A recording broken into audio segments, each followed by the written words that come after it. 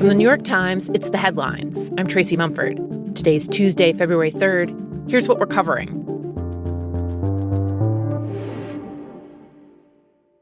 We have states that are so crooked, and they're counting votes.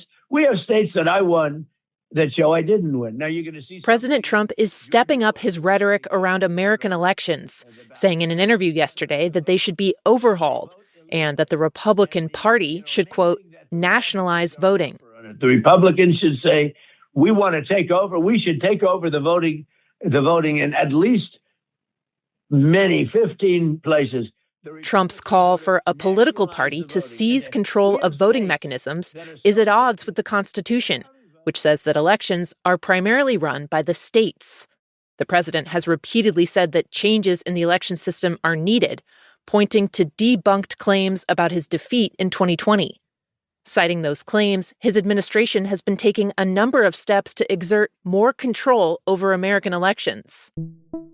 He signed an executive order trying to, among other things, demand proof of citizenship before voting, an effort that's largely been blocked by the courts.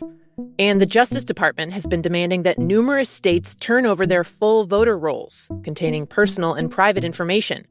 Just last month, the Attorney General sent a letter to Minnesota specifically, demanding that data and calling it a necessary step to, quote, bring back law and order. Election officials have expressed concern that the data could be misused or manipulated. And lastly, the Times has learned that in a remarkable moment, Trump talked directly to the FBI agents who were sent to search an election center in Georgia last week. The agents seized truckloads of ballots from 2020 from Fulton County, which Biden won by a wide margin. A former senior Justice Department official who served in both Republican and Democratic administrations said Trump's interaction with the agents was a major departure from past practice, calling it, quote, extremely dangerous to our democracy for the president to be directly involved in how a criminal investigation is carried out, especially one that the president has a personal stake in.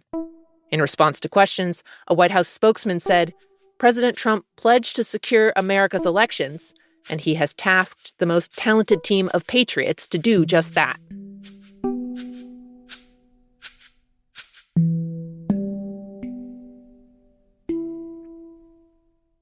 Now, two quick updates on the Trump administration's immigration crackdown. Today marks the fourth day and counting of a partial government shutdown, as lawmakers on Capitol Hill clash over funding for ICE and the Department of Homeland Security. Last week, the Senate passed a bipartisan bill that provided only temporary funding for DHS in order to allow for negotiations on guardrails for federal agents, like ending indiscriminate sweeps. But it's not clear how quickly the House will move to pass the bill, since a number of Republicans there are opposed to the compromise. In the meantime, $800 billion in military spending is frozen, as well as money for the Departments of Labor, Health and Human Services, and Transportation, among other agencies.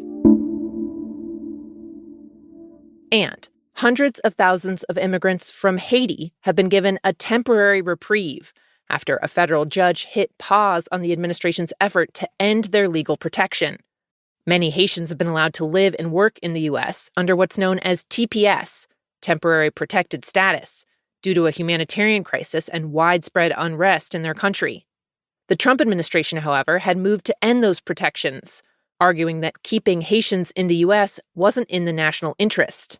But in a scathing ruling, the judge said the administration was motivated at least in part by racial animus, and that it had ignored the billions of dollars that Haitians contribute to the U.S. economy.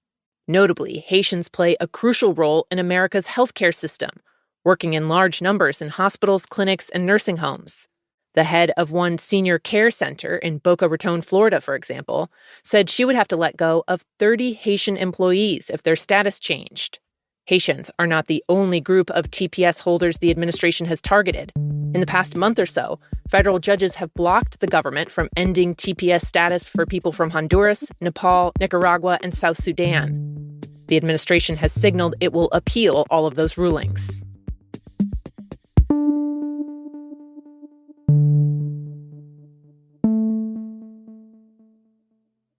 Last night, after a months-long battle, Bill and Hillary Clinton agreed to testify in the House Oversight Committee's investigation into Jeffrey Epstein.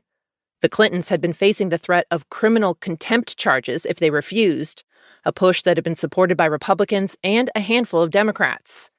Getting the couple to testify is a major victory for James Comer, the Republican chair of the Oversight Committee.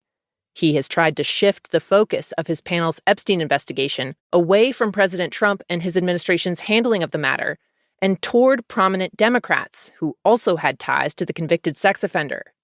Bill Clinton took 4 trips on Epstein's private jet in the early 2000s, though he says he never visited Epstein's private island and cut off contact with him 2 decades ago. Hillary Clinton has said she never met or spoke to Epstein. The details of when and where the Clintons will testify are still being worked out, but it is nearly unprecedented for a former president to appear before Congress.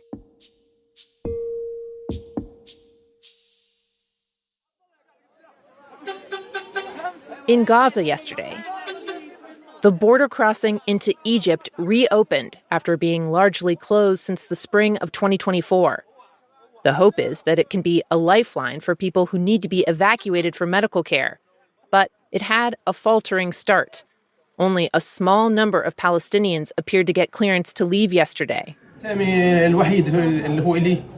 The Times visited hospitals in Gaza and talked with Palestinians who are anxiously waiting to get approval to go.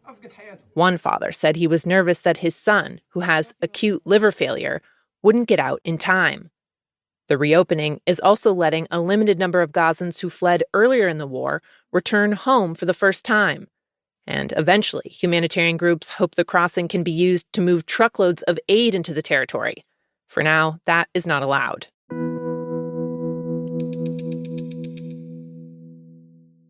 And finally, this is a major announcement. This is the first announcement about the All-American Halftime Show. It's happening right here. The conservative group Turning Point USA says it's going to put on its own concert during the Super Bowl this Sunday as an alternative to the official halftime show.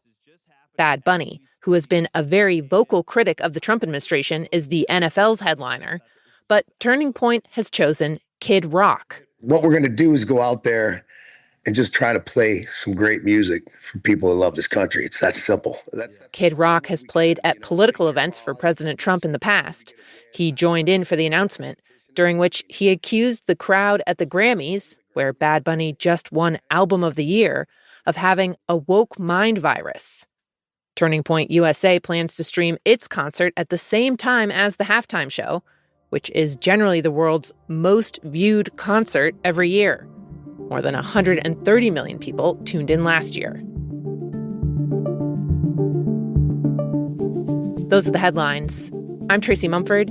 We'll be back tomorrow.